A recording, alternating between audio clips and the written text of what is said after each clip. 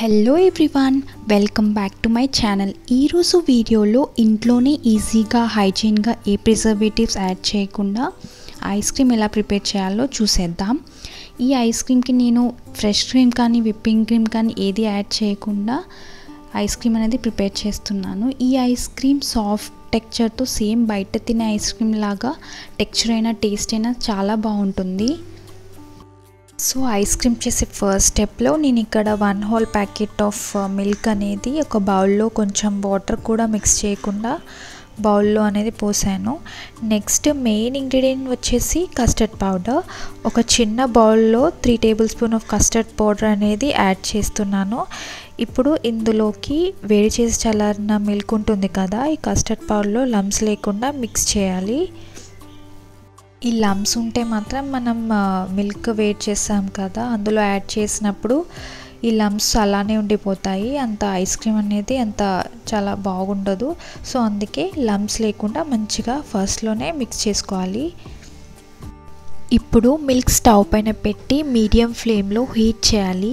Heat అయ్యేలోపు dry fruits మనకి ఏ dry fruits ఉంటే ఆ డ్రై ఫ్రూట్స్ని ఇలా చిన్నగా కట్ చేసుకోవాలి. నేనైతే ఇక్కడ కాజు బాదాం అనేవి కట్ చేస్తున్నాను. మీకు అవైలబుల్లో ఉంటే ఇంకా పిస్తా ఇంకా చాలా డ్రై ఫ్రూట్స్ అనేవి యూస్ చేయొచ్చు.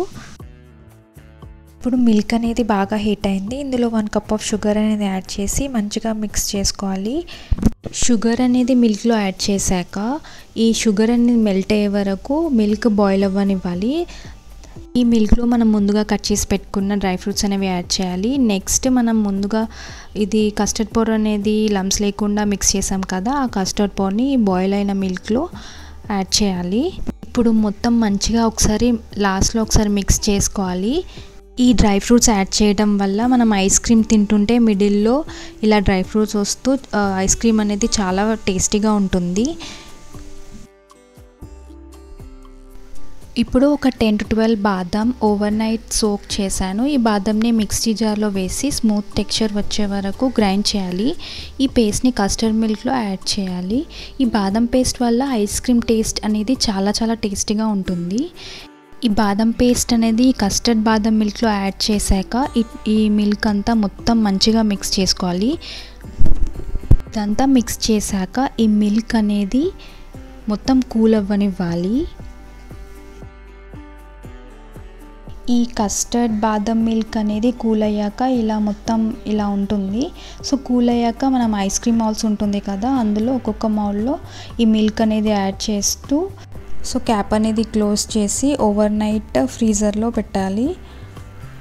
కస్టర్డ్ పౌడర్ ప్లేస్లో మనం కార్న్ఫ్లోర్ కూడా యాడ్ చేసుకోవచ్చు. బట్ మనకు ఫ్లేవర్ఫుల్గా టేస్టీగా ఐస్ క్రీమ్ అయితే రావాలంటే కొంచెం ఇలాచీ పౌడర్ లేదా వెనీలా ఎసెన్స్ ఉంటే వెనీలా ఎసెన్స్ కూడా యాడ్ చేసుకోవచ్చు. బట్ నేనైతే ఇక్కడ కస్టర్డ్ పౌడర్ అనేది యాడ్ చేశాను. బయట కొనే ఐస్ క్రీమ్స్లో ఏ ప్రిజర్వేటివ్స్ యాడ్ చేస్తారో, ఏ హార్మ్ఫుల్ కెమికల్స్ యాడ్ చేస్తారో మనకు తెలియదు కదా. సో మనం ఇంట్లోనే ఉన్న వాటితోనే ఇలా ఈజీగా హెల్తీగా ఐస్ క్రీమ్ అనేది ప్రిపేర్ చేసుకోవచ్చు, బయట కొనే పని లేకుండా. నా వీడియోస్ మీకు కనుక నచ్చితే ప్లీజ్ సబ్స్క్రైబ్ చేసుకోండి. ఐస్ క్రీమ్ అనేది ఫ్రీజ్ అయ్యాక మన ఐస్ క్రీమ్ టెక్స్చర్ అనేది సాఫ్ట్గా క్రీమీగా చాలా చాలా టేస్టీగా ఉంటుంది. ఫ్రీజర్ నుంచి తీసాక మన ఐస్ క్రీమ్స్ అనేవి ఇలా ప్రిపేర్ అయ్యాయి. సో లాస్ట్లో మనం ముందుగా కట్ చేసి పెట్టుకున్న డ్రై ఫ్రూట్స్ అనేవి ఉన్నాయి కదా, కాజు బాదాంని ఇలా స్ప్రింకిల్ చేసి ఐస్ క్రీమ్ పైన ఇలా స్ప్రింకిల్ చేయాలి.